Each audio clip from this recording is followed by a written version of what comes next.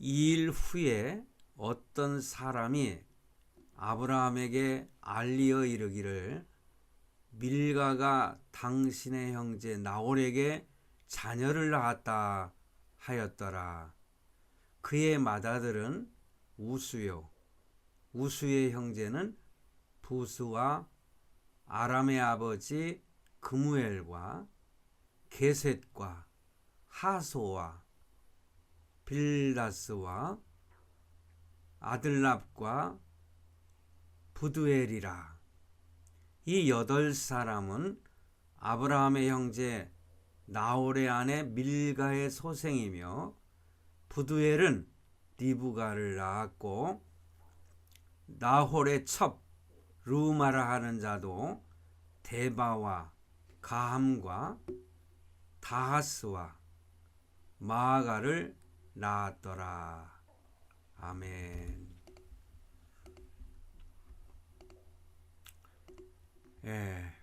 오늘 하나님의 말씀은 20절로 24절까지 있기 때문에 그렇게 길지 않습니다.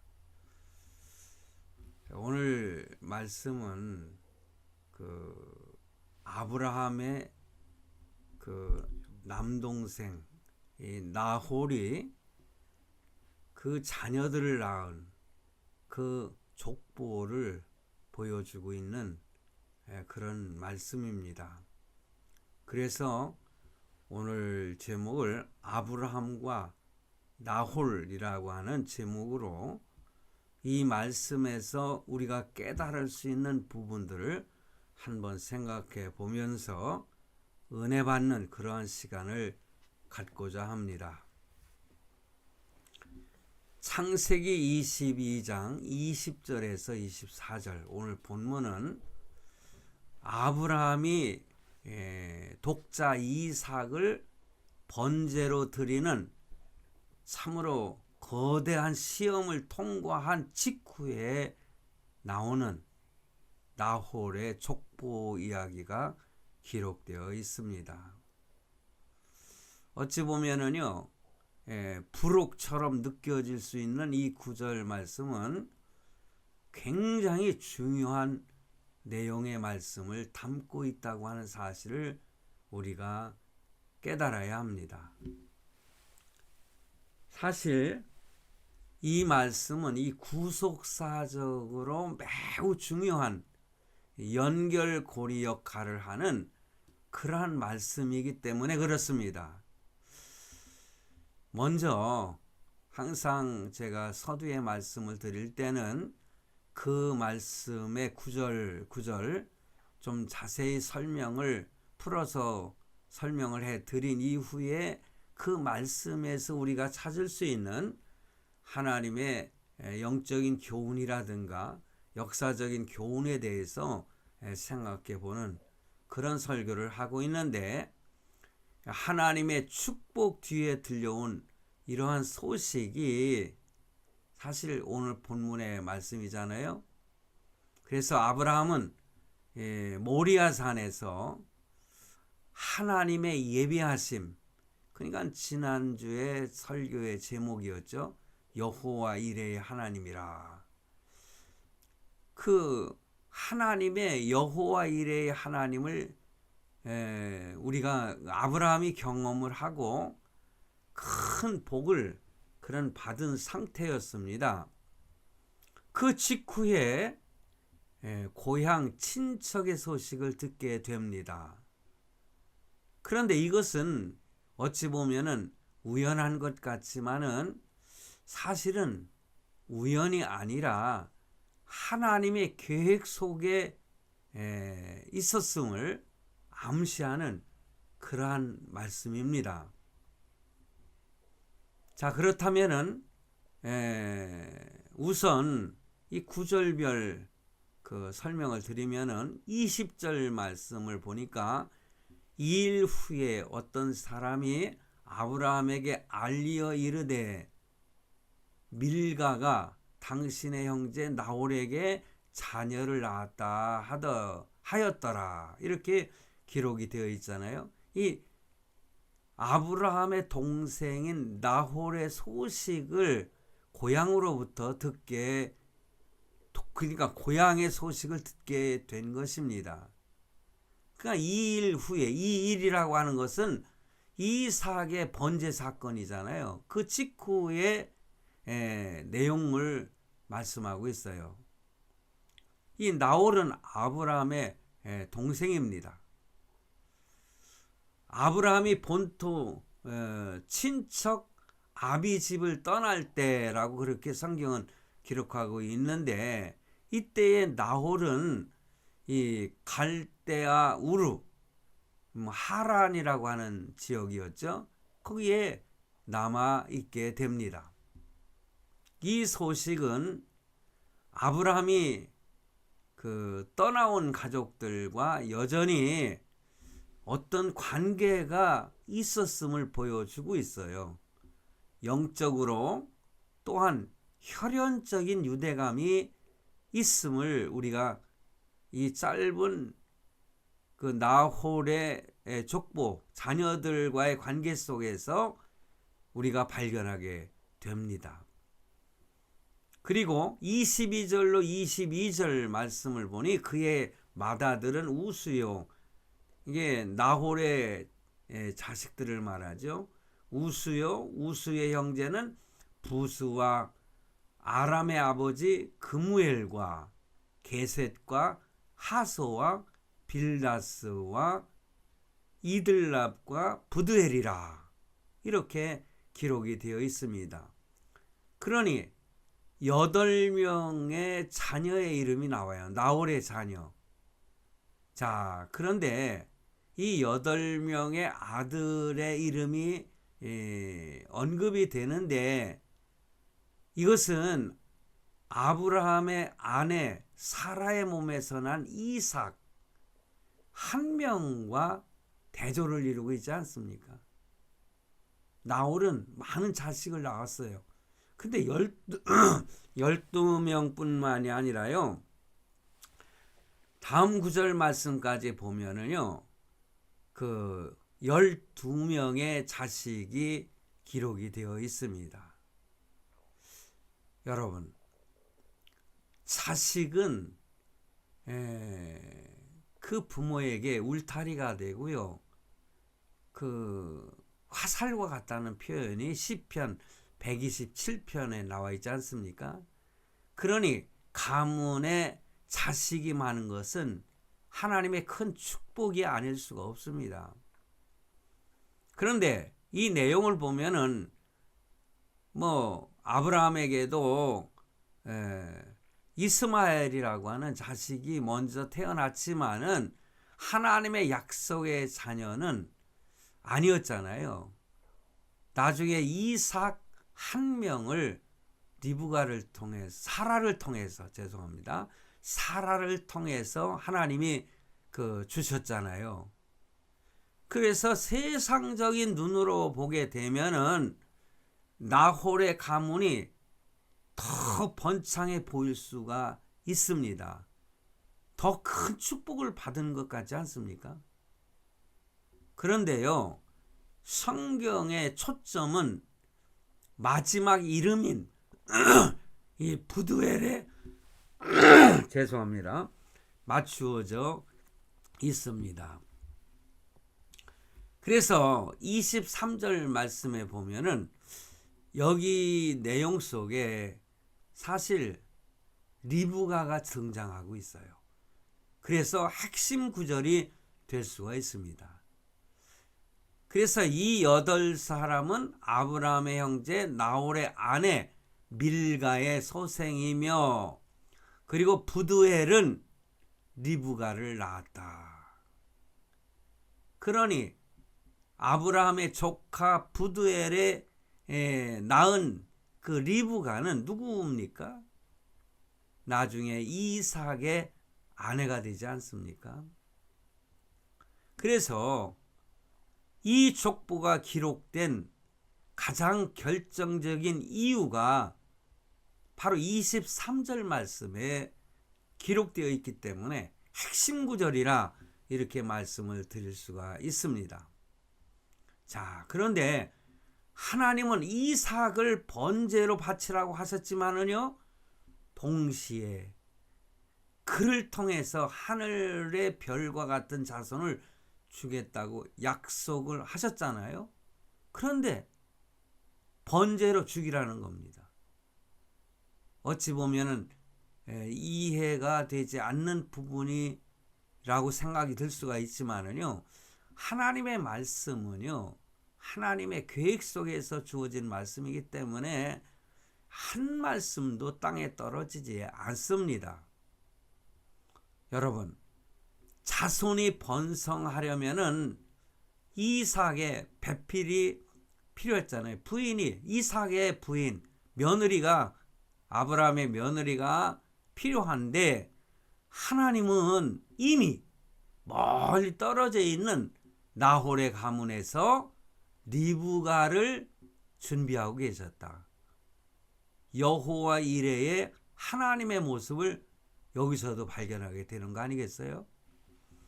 즉, 아브라함이 순종할 때에 하나님은 이미 다음 세대를 위한 준비를 마치셨다고 하는 하나님의 섭리를 우리는 본문 말씀에서 발견하게 됩니다. 그리고 24절 말씀에 보니 나홀의 첩과 그 자녀들이 나오죠. 나홀의 첩 루마라 하는 자도 데바와 가함과 다하스와 미아가를 낳았다. 참 많은 자손을 나홀에게 주셨습니다. 그래서 나홀의 본처 밀가에게서 8명, 첩 르무아에서 4명, 총 12명의 아들을 얻게 되죠. 나홀이. 이날 이후에 야곱, 여러분 잘 아시죠? 이스라엘이라고 계명을 받게 된, 하나님께서 야곱이라고 하지 말고 이스라엘이라 이렇게 지칭을, 이름을 바꿔주셨잖아요.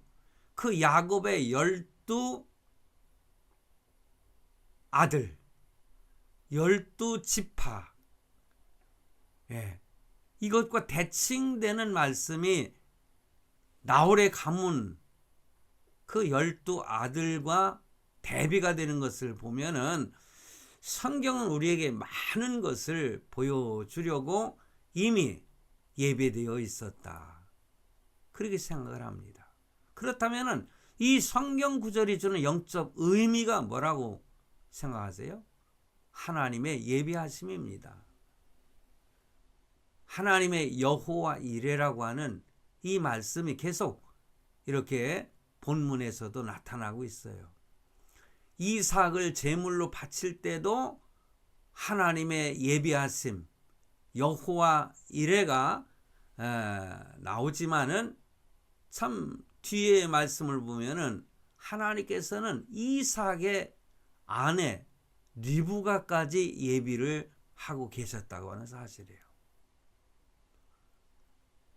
하나님의 자녀들은 항상 여호와 이레의 삶을 경험하게 됩니다. 항상 하나님께서 예비하십니다. 우리들이 알지 못하는 그러한 하나님의 예비하심이 언젠가는 나타나게 된다고 하는 사실입니다. 모리아 산에서는 양을 예비하셨다면은 오늘 본문 말씀에서는 이삭의 아내 리브가를 예비하시고 계십니다. 아브라함이 외적으로는 홀로 있는 것 같지만은 하나님은 보이지 않는 곳에서 약속의 씨를 이어갈 그 통로를 만들고 계셨다. 그게 뭡니까? 하나님의 약속은 반드시 성취가 된다는 것입니다. 하나님의 선택된 하나님의 자녀들에게는 하나님의 약속이 항상 주어져 있는 것입니다.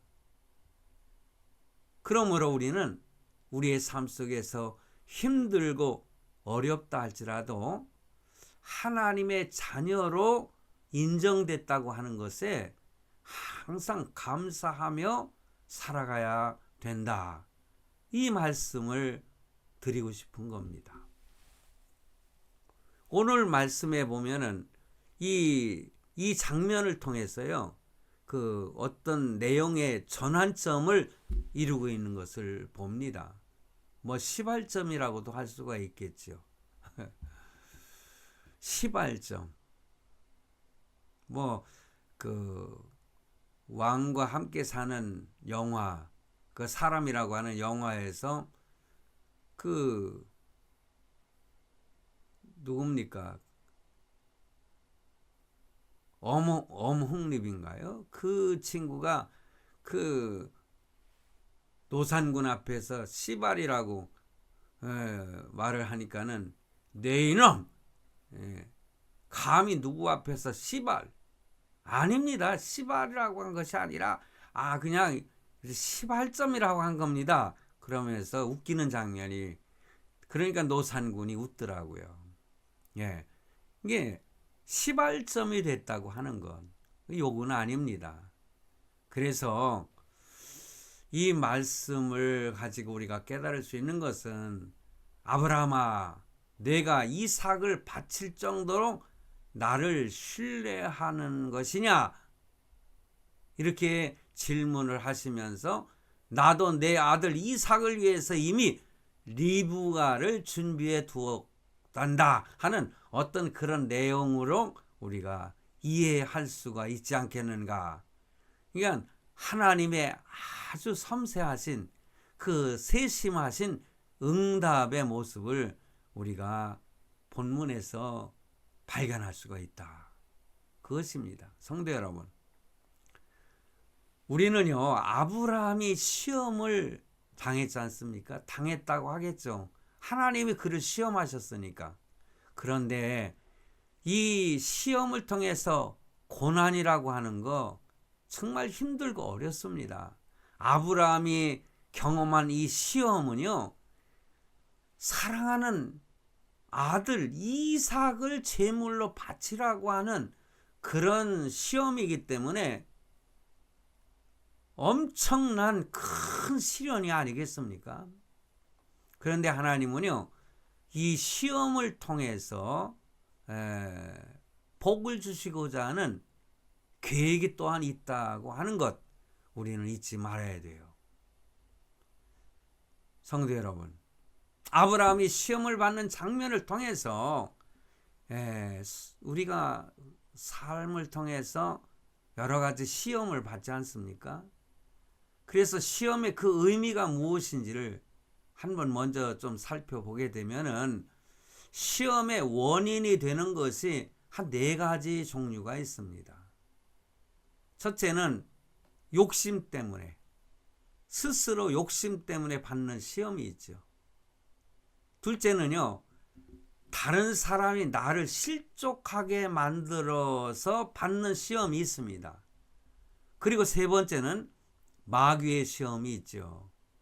예수님도 마귀에게 시험을 받았습니다. 마귀의 시험은 에덴 동산에서도 있었고, 바로 광야의 주님에게도 이 시험이 있었습니다. 그 말은 뭐냐? 시험이라고 하는 것은 언제나 있을 수 있다고 하는 것이죠. 그런데 지금 내가 당하고 있는 시험이 어떤 시험이냐? 바로 이것이 중요한 것입니다. 그리고 마지막으로 하나님의 시험이 있습니다. 아니, 하나님도 시험하시나?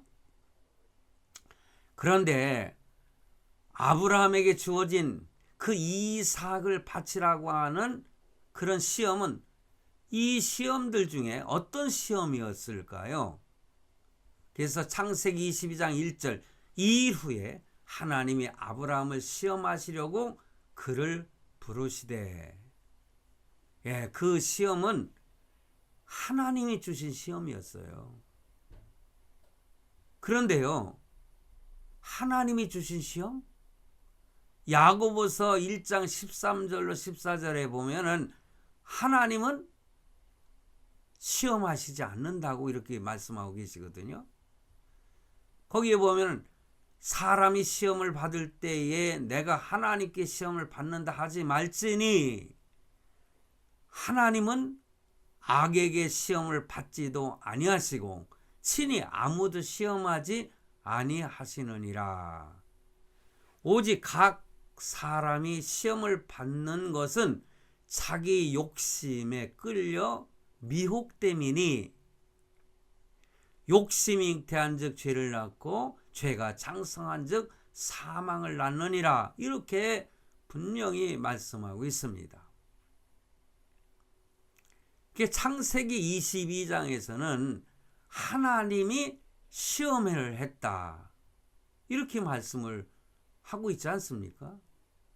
근데 야고보서 1장에서는 하나님은 시험하지 아니하신다. 그럼 성경이 모순된 것일까요? 이 한국말로 표현하면은 모순이지만은 원어로는 모순이 아님을 발견할 수가 있어요. 시험에는 그 결과에 따라서 두 종류의 시험이 있는데요. 하나는 하나님의 시험과 같은 우리의 유익과 선을 위해서 주어지는 도키마조라고 하는 시험이 있습니다. 도키마조. 또 하나는 마귀가 시험을 가져오는, 그래서 우리를 멸망으로 인도하기 위한 목적을 가지고 있는 시험이 바로 페이라조라고 하는 시험입니다. 헬라어죠. 그래서 제가요 찾아봤습니다. 창세기 22장에 나오는 시험은 보면은 우리를 축복으로 이끌기 위한 도키마조 이런 시험인데, 하나님은 페이라조의 시험은 결코 하지 않습니다. 그런데 도키마조의 시험은 하시는 거죠. 그래서 신약 성경에서 이 시험하다고 하는 의미로 두 단어가 있는데 도키마조와 페이라조입니다. 페이라조. 우리 말로는 비슷하게 번역이 되지만 제가 이것을 AI를 통해서 아주 자세하게 제가 가르쳐 달라고 제가 물어봤더니 그 내용을 너무너무 자세하게 설명을 해 주더라고요.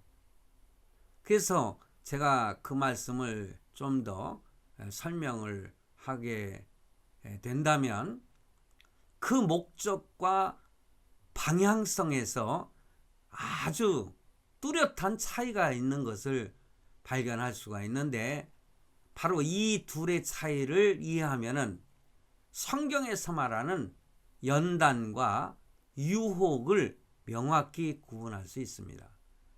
여태까지는 저는 그 테스트라고 하는 그리고 연단, 훈련이라고 하는 그것과 유혹, 템테이션과 이렇게 구분을 했었는데, 그 헬라어를 통해서는 더 자세하다는 거죠. 도키마조, 이것은 바로 무언가를 증명하기 위해서 시험을 하나님이 하시는 시험이에요. 바로 이 단어는 금속 재련 과정에서 불순물을 제거하고 그 가치를 확인하는 과정에서 유래가 됐다, 그렇게 설명을 합니다. 그러면 이 도키마조의 시험은 그 목적이 뭐냐? 궁극적인 목적이 있는데, 그것은 그냥 가치를 판단하기 위해서, 입증하기 위해서 하는 시험이라는 것입니다. 이것이 진짜인가 가짜인가를 판정을 내리기 위해서 이런 도키마조라고 하는 시험을 하시는 거예요. 주로 하나님께서 성도를 연단하실 때, 그러니까는 그 합격 판정을 내리기 위한 그런 도키마조라는 거죠. 학교에서 선생님이 학생의 실력을 확인하기 위해서 시험을 보는 거 있지 않습니까? 예. 그러니까 그 시험을 보고 성적이 좋지 않으면 좀 더 달고 가지고 성적을 높이기 위한 목적을 가지고 있는 것이 아니겠어요?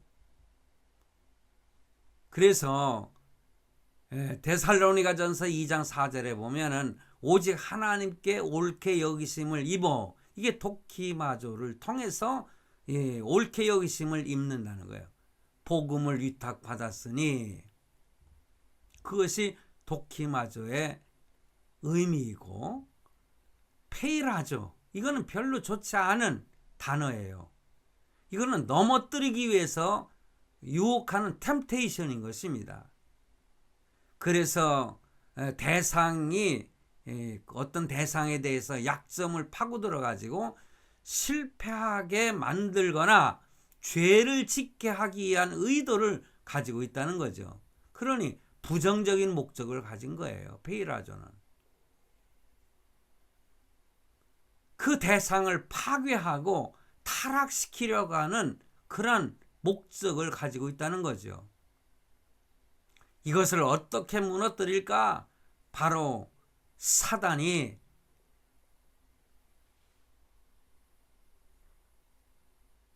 그 아담 이전에 아담의 부인이었던 이브를 타락시키려고 시험한 그 모습이에요.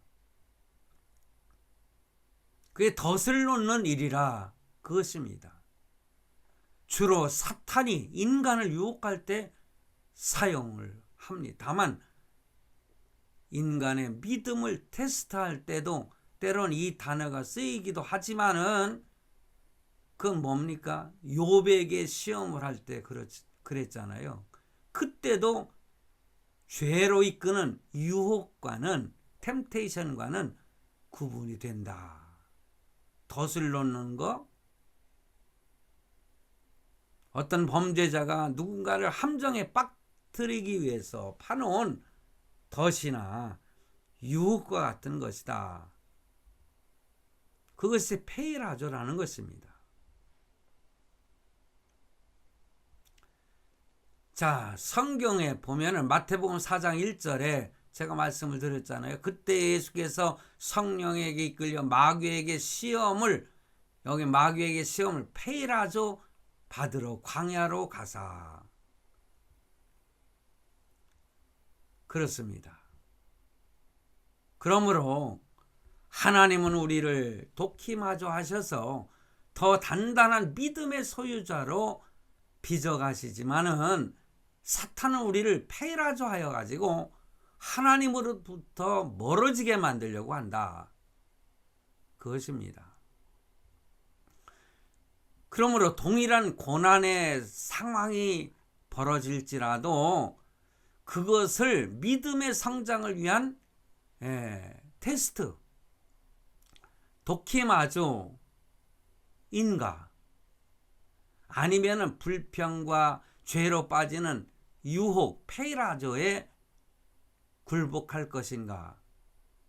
우리는 영적인 태도에 달려있다고 하는 것을 분명히 깨닫고, 어떤 시험이 왔을 때에 이것은 페이라조가 아니라 도키마조로 받아들이고 그 시험을 넉넉히 이기는 그러한 삶을 살아가는 성도가 되어야 되지 않겠나? 그렇습니다. 여러분, 그렇다면 이 아브라함에게 주어진 시험은 뭐냐? 도키마조의 시험, 즉 연단인 것입니다. 그런데 이 시험 또한 보통 어려운 시험이 아니었잖아요. 자신의 독자를 바치는 시험이기 때문에요, 이 시험을 이긴다는 거 그렇게 쉽지 않습니다. 그러나 아브라함은 이 시험에 승리해서 더욱 복된 존재가 되었습니다. 그래서 오늘 제가 이 말씀을 통해서 깨달은 바를, 이 말씀을 통해서 하나님은 우리에게 어떤 교훈을 주고자 하시는가를 몇 가지 말씀을 드리고자 합니다. 여러분, 하나님의 뜻이 얼마나 소중한가를 우리가 배우게 되는 것입니다. 아브라함은 하나님의 뜻을 자기 아들보다도 소중히 여겼다고 하는 것이에요.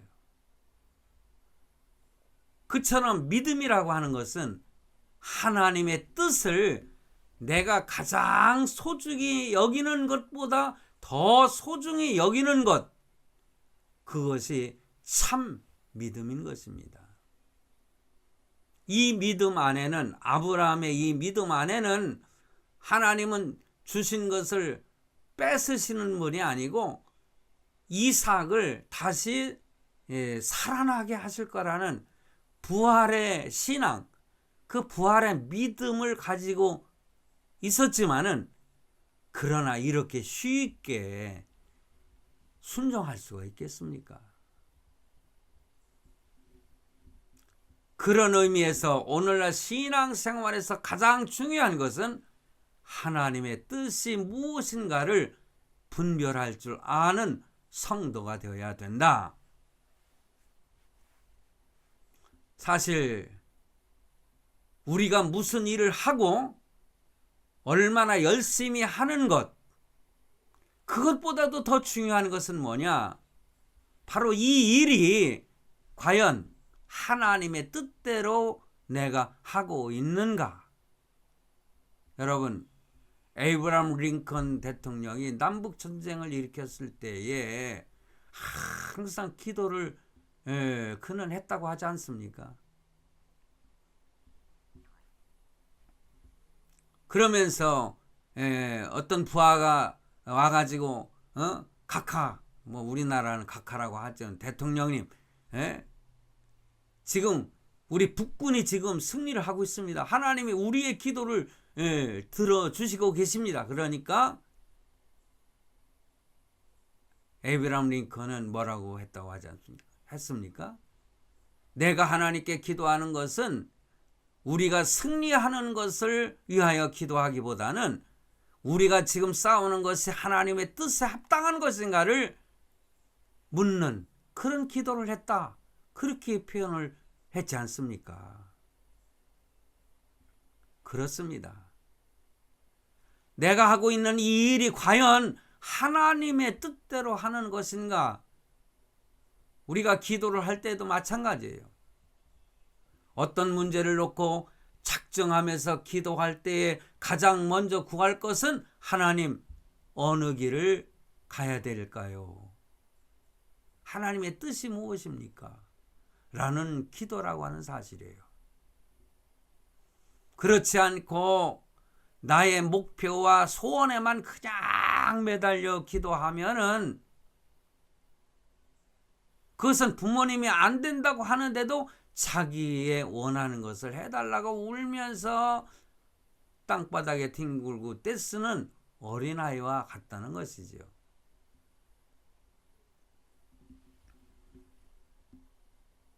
그 어린아이들이 떼쓰는 경우가 많이 있잖아요. 안 들어주면 있잖아요. 그냥 버다랑 땅에 그냥 벌러덩 그냥 누워가지고 발버둥 치면서 울면서 그냥 땡깡을 부려요. 근데 어렸을 때는 그거를 들어주지만은 성장을 해가지고 만약에 그런 일이 있다면 그 부모가 받아줄 수 있습니까? 어려서는 그냥 아이고 저거 철이 없어서 그래. 그러나 그래 신앙이 그 어린아이와 같을 때는 하나님도 인정하시지만은요 귀엽게 봐줄 수가 있지만은 신앙생활을 오래 한 사람도 계속해서 그렇게 하면은 하나님께서는 안타까워하시지 않겠어요? 그래서 연단과 성장을 위해서 바로 도키마조의 시험을 허락하시는 경우가 많이 있습니다. 그러므로 성도 여러분, 진정으로 복된 존재가 되기를 원한다면은 하나님의 뜻이 무엇일까를 먼저 분별해야 되는 것입니다. 무엇이 하나님의 뜻일까요? 간단히 말하고 한마디로 표현하면 십자가를 지는 것인가? 그것이 하나님의 뜻입니다. 십자가를 진다는 것은 쉽지 않은 일이지만은 바로 십자가를 잘 지면은요, 반드시 부활의 영광이 있게 된다고 하는 사실을 여러분 믿으시길 바랍니다. 그리고 우리가 여기서 배울 수 있는 것은 이렇게 하나님은 하나님의 선택된 하나님의 자녀들을 위해서 예비하신다고 하는 하나님의 사랑을 배우게 됩니다. 오늘 창세기 22장 13절 말씀을 보면은 하나님은 이삭을 바치라고 하면서 뭡니까? 말씀을 드렸잖아요. 이미 이삭 대신에 수양을 예비해 놓으셨고 또 이삭의 그 아내를 예비해 놓으셨다. 여호와 이레의 하나님. 그래서 모세가 이 모세오경을 기록하던 날까지 이스라엘의 백성들을 서로 믿음을 권면하고 격려를 하면서 이런 속담을 주고받았다고 그래요. 여호와의 산에서 준비될 것이다. 여호와 이레. 그래서 여호와의 산이란 모리아 산을 뜻하고 나중에 그것에 솔로몬 성전을 지었고 그 산이 모리아 산이잖아요. 오늘날로 말하면은 이렇게까지 표현하면 그게 옳을지는 모르는데 교회입니다. 교회. 건물의 교회가 아니죠. 예수님을 믿는 성도들의 모임이 교회입니다. 예수 그리스도를 구주라 고백하는 그러한 신자들이 모인 곳이 교회인 것입니다. 건물이 아닌 것입니다. 그러므로 이 성전이 있는 그 모리아 산을 뜻하는 곳이 오늘날은 교회라는 것이죠. 주님께서 피 흘려 이 땅에 남기신 교회를 통해서 모든 축복된 역사가 준비가 되고 하나님의 축복이 흘러 들어올 것을 상징하는 것입니다. 그러므로 그런 의미에서 우리가 교회를 섬기는 일은 이 세상에서 뭡니까? 가장 복된 일이 아닌가. 자, 건물 그 자체가 아니죠. 근데 믿는 성도들끼리, 믿는 형제들끼리 서로 이렇게 섬기고 도와주고 하는 것 그 자체가 교회를 섬기는 것이 되는 것이다. 우리는 그것을 깨닫게 되는 것입니다. 그러므로 여호와 이레의 축복을 누리는 하나님의 자녀들이 될 수 있기를 바랍니다. 또 한 가지는요, 시험이라고 하는 것은 축복을 받는 전주라.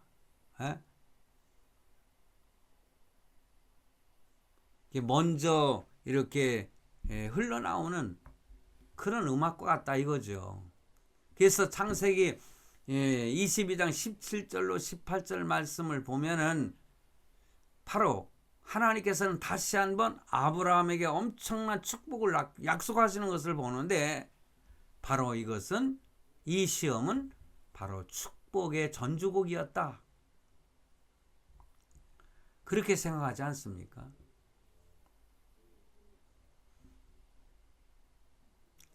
성도 여러분, 그런데 이 시험을 축복으로 승화시키려면은 결정적으로 무엇이 필요하냐? 16절 하반부의 말씀을 보면은 내가 이같이 행하여 내 아들 내 독자를 아끼지 아니하였은즉, 또 18절 하반부에 보면은 이는 내가 나의 말을 준행하였음이니라. 그러니 시험을 축복으로 극적으로 승화시키는 것은 바로 뭐냐? 하나님의 말씀에 순종이라고 하는 것임을 알 수가 있습니다.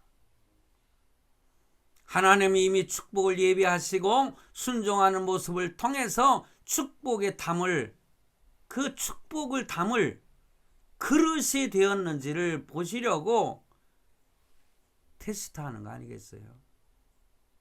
크게 순종하면은 큰 축복을 내려주시는 하나님을 발견합니다. 시험은 누구에게나 옵니다. 문제는 뭐냐? 그 시험에 이겼느냐 졌느냐, 그거 문제 아니겠어요? 시험을 이기려면 지금보다도 더 순종을 해야 하지 않겠습니까? 순종이 작으면 여러분, 작은 문제도요 태산처럼 보여요. 그런데 순종이 크면은요, 태산 같은 어떤 문제를 할지라도 아주 조그만 그런 시험으로, 그런 문제로 보인다는 것입니다. 성경은 부모님에게 순종을 해도 큰 축복을 약속하시잖아요. 오늘이 10일인데 8일 날이 어버이 주일이었잖아요. 꼭 그런 때에만 효도하는 표현을 하는 거 사실상 별것 아닌 것 같지만 그것도 중요한 것입니다. 부모의 마음을 기쁘게 하는 것이거든요. 그래서 부모에게도 순종하고 따르면은 하나님은 큰 약속을, 큰 축복의 약속을 하고 계시는데, 그래서 10계명을 보면은 그 5계명에 4계명까지는 하나님과의 관계고 5계명에서부터 10계명까지는 인간과의 관계에서 주어지는 계명이잖아요. 근데 5계명에 뭐라고 해요? 인간과 인간 관계에서 제일 첫 번째로 계명을 주셨는데 그것이 부모를 공경하라 이것입니다. 불효는 모든 축복을 막아버립니다. 분명히 알아야 돼요. 역사상 보면은요, 불효자가 잘된 예가 없어요. 그런데 역사적으로 보면은 여러분, 부모에게 효도한 자는 하나님께서 크게 복을 주시는 그러한 모습들을 많이 발견을 합니다. 이삭이 복된 존재가 된 이유는 아버지의 뜻에 죽기까지 순종한 거 아니겠어요? 예? 그 등치 큰 놈이 아버지, 100세가 넘은 아버지 그냥 확 밀어버리면 될 텐데 그냥 순종을 하고 제단 위에 그냥 누워버리지 않습니까?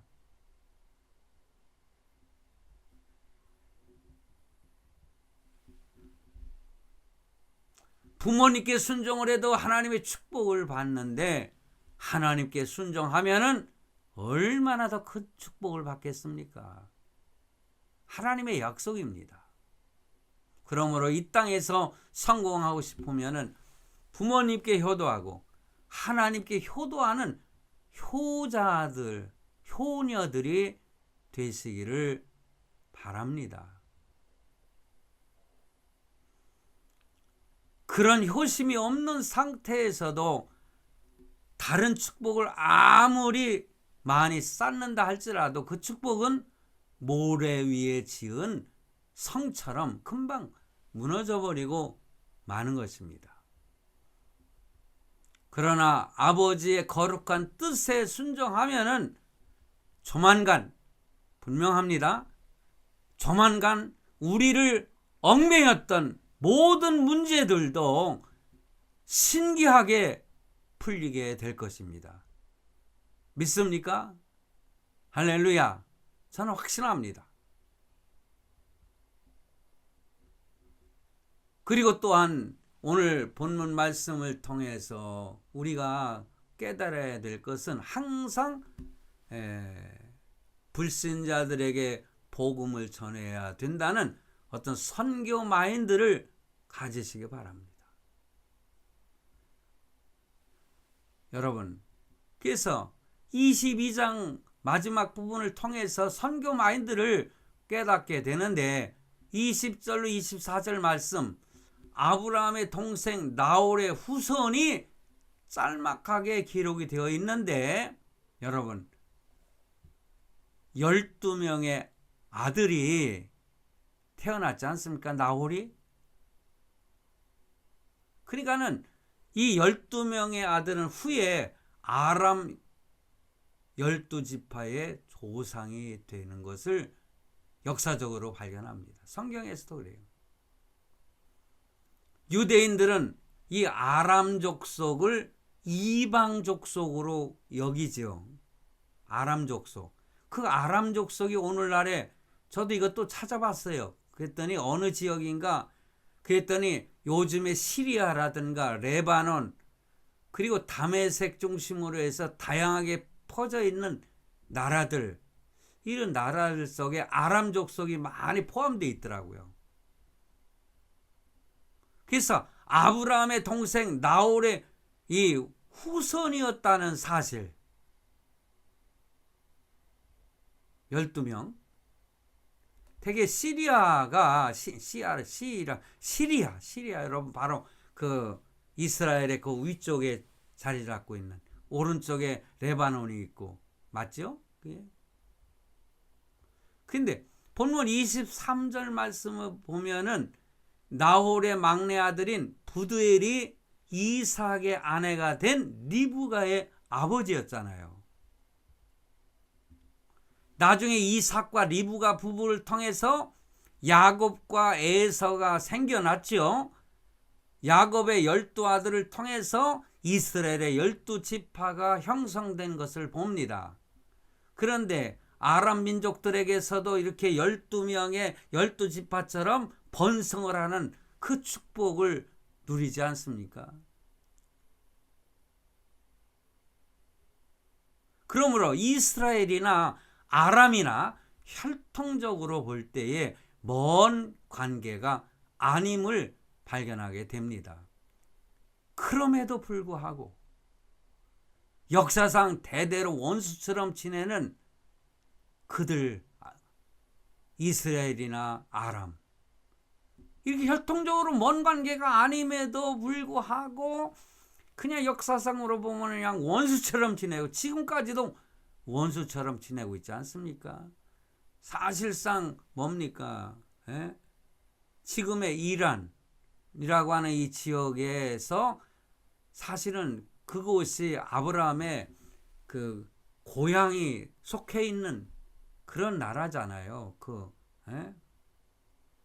바벨론도 마찬가지고, 그것이 이제 역사적인 그런 내용을 보면 그래요.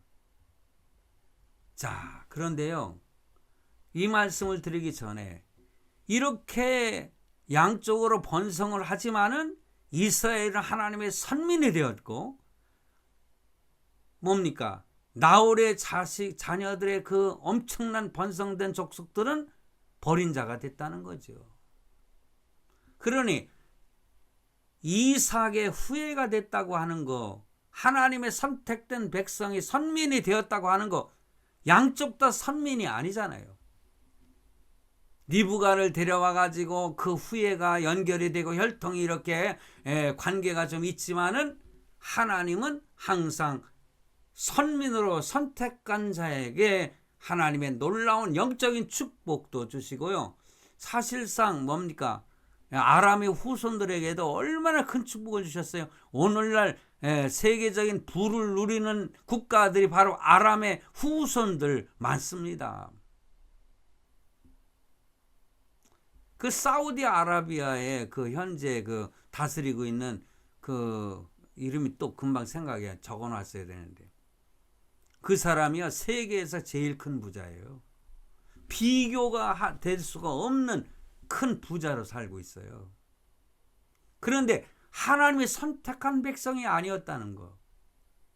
그러니 바로 하나님의 선택을 받은 이삭은 엄청난 축복을 받은 자요, 대대 후손 자사손손 후손들에게 놀라운 하나님의 축복이 약속되어 있다고 하는 것은 얼마나 감사한지 몰라요. 나홀은 자식을 많이 낳았지만은 어떻게 보면은 버림받은 후손들이 되고 말았잖아요. 자, 그렇다면은 그러한 사람들에게 요즘에도 우리 대한민국에서 선교사로 나가서 열심히 선교를 하고 있습니다. 원수처럼 이 이스라엘 백성들하고 원수처럼 지내는 그 사람들에게도요, 복음을 전해요. 이란에도 있지 않습니까? 지금 엄청난 숫자의 100만이 넘는 그러한 기독, 그러니까 구원받은 하나님의 자녀들이 있습니다.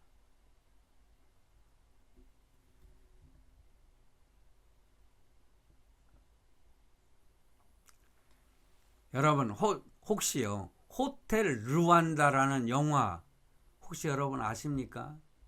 제가 이것도요, 제가 자세하게 찾아봤어요.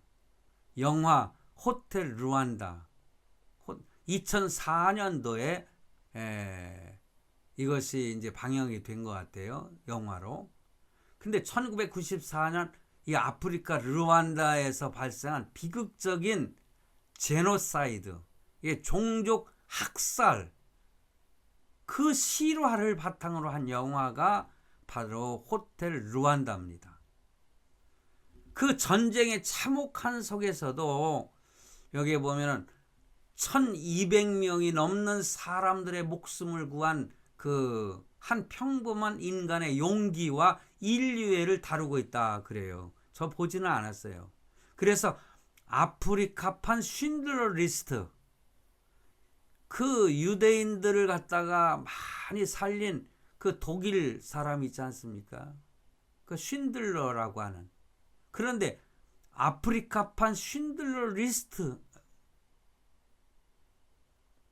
그런 불리는 그 사람이 있습니다. 자세하게 말씀을 드리기는 너무 길어서 어렵지만은요, 그 르완다에는 후투족과 투치족이라고 있는데, 사실 그들은 두 개의 종족으로 나뉘어 있지만은 언어도 같고 얼굴 생김새도 같고 문화도 같고, 양 족족이 모두 80% 이상이 캐톨릭 신자이기 때문에 어떤 면에서는 종교도 같다고 할 수 있는데요, 정치적으로 이 격변 과정 속에서 서로 증오하다가 서로를 죽이게 됐다는 거예요. 그래서 가장 비극적인 일은 있잖아요, 서로를 죽이는 뚜렷한 이유를 그들은 물어보면은 두 종족이 다 모르겠다고 대답을 했다는 거예요. 뚜렷한 이유 없는 그렇던 차별, 편견, 이것은 엄청난 비극을 만들어낼 수 있다는 거죠. 그게 후투족과 투치족 다 같은 거예요. 이스라엘과 시리아의 갈등을 보면서 이런 비참한 유산이 없기를 우린 기도해야 되지 않겠어요?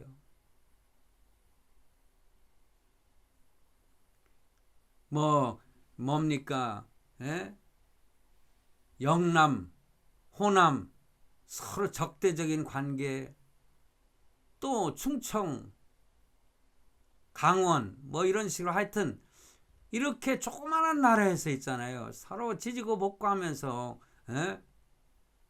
사실상 나는 우파라고 말을 하는데 좌파라고 하는 사람들을 비난하면서도요. 마음이 좀 편치 않아요. 그들도 같은 언어를 쓰는 우리 민족인데 같은 족속인데 서로 미워하는 거. 그래서 그들에게 복음을 전해야 되고 그렇습니다. 얼마 전에 내가 일본을 다녀왔는데 그 일본 사람들 사는 거 보니까는요. 우리들이 생각했던 그 식민지 때의 그 일본 사람들이 아니더라고요. 무조건 그냥 미워하고 그러나 거기에서 복음을 전하던 선교사들이 많이 있습니다. 그러므로 우리는 그들을 향해서 복음을 전해야 되는 그 선교 마인드를 가져야 된다. 야당과 여당 이번에 뭡니까 헌법까지 개정을 하겠다고 그걸 개정하게 되면은요 우리나라가 완전 공산주의 국가가 돼버리고 말아요. 왜들 그러는지 모르겠어요. 그 사람도 이 나라 이민족 같은 국민인데 이 나라가 자유와 민주국가에서 공산주의 국가 그냥 서로 그냥 물고 물리는 이런 관계로 살아가야 되겠습니까?